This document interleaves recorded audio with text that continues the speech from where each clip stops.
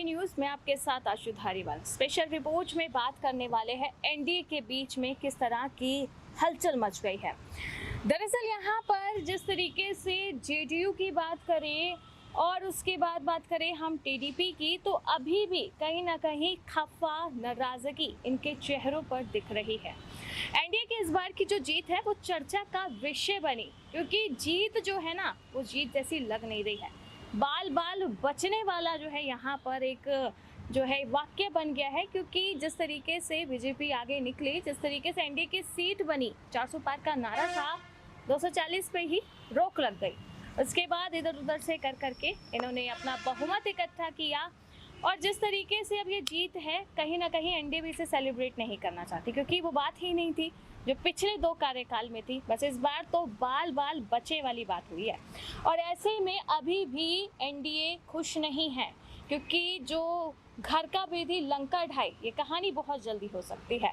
महाराष्ट्र की तरफ रुख कर लें तो वहाँ पर उद्धव ठाकरे को लेकर बड़ी बातें हो रही हैं कि उद्धव ठाकरे जो है वो बहुत जल्द पलट सकते हैं। यानी कि जो उद्धव ठाकरे हैं वो किस तरीके से एकनाथ शिंदे को अपने साथ ला सकते हैं, यानी कि वो जो रिश्तों में खटास आ रही थी वो मिठास में बदल सकते हैं। एकनाथ शिंदे गए तो बीजेपी का सुपड़ा साफ। एनसीपी की बात करें, असली एनसीपी कौन है? शरद पवार। ये साबित हुआ लोकसभा चुनावों के आंकड़ों से। और यहाँ बात करें अजीत पवार की, तो एक ही सीट बचा पाए हैं अपनी। अब ऐसे में अजीत पवार का भी दिल जो है डगमगा रहा है कि अब क्या करें, पुराने रिश्तों की तरफ लौटें या उस बीजेपी की तरफ लौट जाऊं जिस पर एक भरोसा जताया था। हाल बता रही है कि अजीत पवार अब शरद पवार की तरफ जाएंगे। हाल ही में संस्थापक दिवस मनाया गया, उसमें कहीं ना कहीं साथ भी दिखे, तो चाचा भतीजे के जो रिश्ते, जो जोड़ी दिखी स्क्रीन पर, अब वो इस बात को बड़ा तुल दे रही है कि रिश्ते जुड़ सकते हैं। रिश्ते जुड़े तो महाराष्ट्र में बीजेपी का सुपड़ा साफ है। इन 2 पार्टियों में जिस तरीके से छिटपुट डलवाकर बीजेपी ने अपना खेल खेला था, वो खेल अब बीजेपी पर भारी पड़ रहा है। कहीं ना कहीं उस खेल में बीजेपी फंस रही है। तो आप अब देखने वाले हैं कि एनडीए का जो यहाँ पर बड़ा खेल होने वाला है। महाराष्ट्र में तो खेल शुरू हो ही गया है। इसी के साथ जो इंडिया गठबंधन है, उन्होंने अपनी ट्विटर जो हैंडल है उनका, वहाँ से एक ट्वीट किया और ट्वीट में उन्होंने ये बोला है कि जो भाजपा है हरियाणा की, उसके कुछ सांसद जो है वो कांग्रेस में जुड़ रहे हैं, जुड़ सकते भी हैं। तो इस तरीके की बड़ी बात कह दी है। भाजपा हरियाणा में टिकी ही बहुत मुश्किल से थी।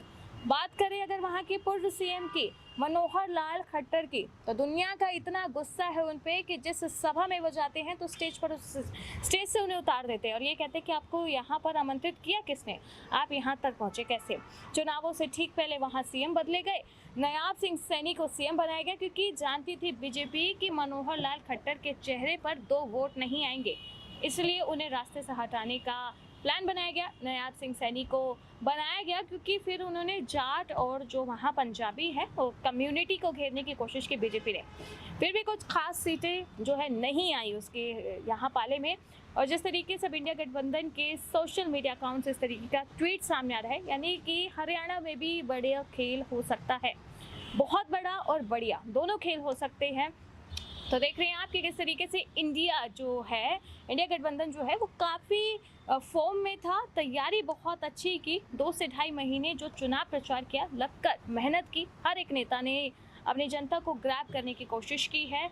इसी के साथ यूपी से बड़ी जो बातें सामने आ रही हैं, जो बड़ी रिपोर्ट सामने आ रही है कि जिस तरीके से यूपी में 29 सीटों पे 27 सीटों पर हार सी लगी बीजेपी को।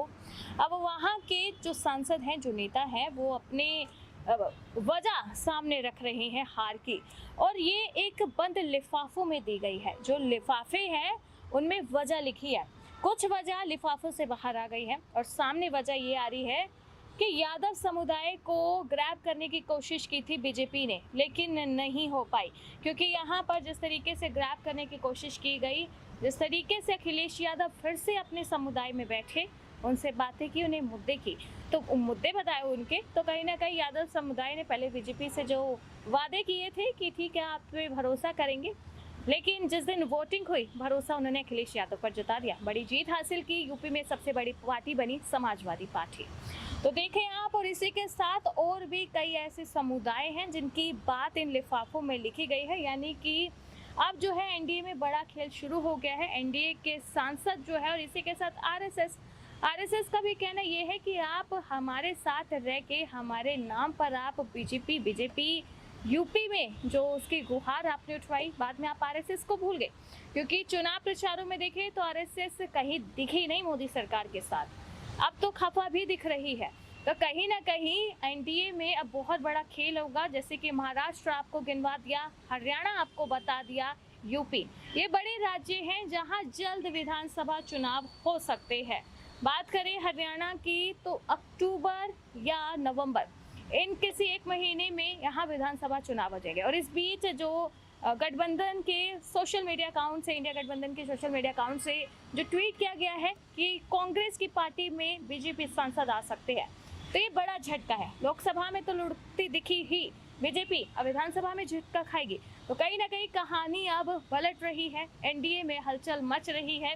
ये जीत भी ऐसी है जिसमें जीतकर भी पीएम को शायद खुशी नहीं हुई, क्योंकि डर अभी भी सता रहा है, खतरा अभी भी मंडरा रहा है, क्योंकि इन बड़े राज्यों में राजनीति का बड़ा खेल हो रहा है।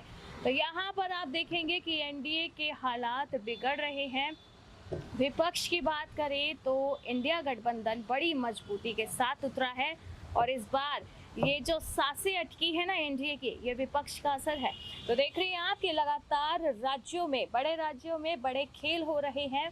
और जिस तरीके से यूपी में ये बंद लिफाफों का बीते दिन बड़ा खेल हुआ, लिफाफों में बंद करके वजह बता दी, वजह सामने आई धर्म की राजनीति, वजह सामने आई कि जमीनी मुद्दे नहीं रखे गए, वजह सामने आई कि यादव समाज को जो घेरने की कोशिश की उन्होंने अखिलेश यादव का सामने दिया। इसी के साथ शाक्य समाज को लेकर बड़ी वजह आई है कि उन्हें भी बीजेपी ने ग्रैब करने की कोशिश की, लेकिन हाथ कुछ नहीं लगा। तो यहाँ से आप देख रहे हैं कि एनडीए का टिक पाना अब लगातार मुश्किल होता जा रहा है। एनडीए भले जीत हासिल कर चुकी हो, लेकिन जिस तरीके से यहाँ पर एनडीए का विपक्ष यहाँ पर खेल जो है खराब कर रहा है, वो देखना यहाँ पर बता दें कि दिन ब दिन दिलचस्प होता जा रहा है। किस तरीके से यहाँ पर सरकारें जो हैं वो बिगड़ती जा रही हैं, किस तरीके से एनडीए के खेल यहाँ पर बिगड़ते जा रहे हैं। एनडीए यहाँ पर बता दें कि लगातार इस रेस में आगे बना हुआ था, लेकिन विपक्ष ने जो खेल किया है उनके साथ, अब अग्निवीर का मुद्दा उठा दिया है, शेयर मार्केट में घपले का मुद्दा उठा दिया है। कहीं ना कहीं इन बड़े राज्यों में सांसद जो है वो पलट फेर करने को तैयार हो रहे हैं। तो एनडीए के अब बंद लिफाफों में वजह सामने आ रही है। एनडीए को अभी सीखने की ज़रूरत है कि ये जो इस बार की जीत मिली है, ये जो जय श्री राम के जो नारे जपे गए थे, कहीं ना कहीं उससे बच रहे हैं, क्योंकि ज़मीनी हकीकत देखा जाए तो कुछ हाथ नहीं लगा। लेकिन एनडीए जो कहती है कि श्री राम ने बचा लिया, कब तक बचाएंगे श्री राम? लेकिन आपको यहाँ पर बुनियादी काम तो करने पड़ेंगे, आपको ज़मीनी हकीकत सामने तो लानी पड़ेगी, जनता के बीच जुड़ना तो पड़ेगा। तो ये इंटरेस्टिंग बता दें कि एक माहौल बन गया है राजनीति में। जीत के बाद भी जो खतरा बना हुआ, इसका मतलब कि विपक्ष बेहद मजबूत है। किस तरीके से विपक्ष अब यहाँ पर बदलेगा एनडीए की कहानी को, या एनडीए उनके दिए हुए तानों से कुछ सीखकर अपनी सीटों को बचा लेंगे विधानसभा में, ये देखना बहुत ज़्यादा इंटरेस्टिंग होगा। तो ये स्पेशल रिपोर्ट थी एनडीए पर, जो बंद लिफाफों में उनके राज खुले हैं उस पर, और इसी के साथ एनडीए क्या बड़ा जो सोच रही है और एनडीए के बीच में बड़ा क्या खेल हो सकता है। बाकी ऐसे ही सियासी मुद्दों को लेकर जुड़ेंगे आपके साथ एक बार फिर। देश और दुनिया की तमाम बड़ी खबरों के लिए आप देखते रहें UIP न्यूज़।